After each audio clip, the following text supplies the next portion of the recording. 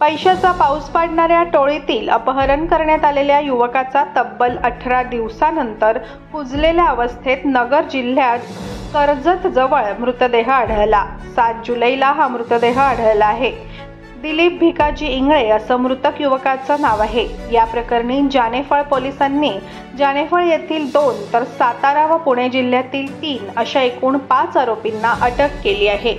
यापैकी दोघांना न्यायालयात हजर केले असताना त्यांना न्यायालयाने 1 दिवसाची पोलीस कोठडी सुनावली आहे।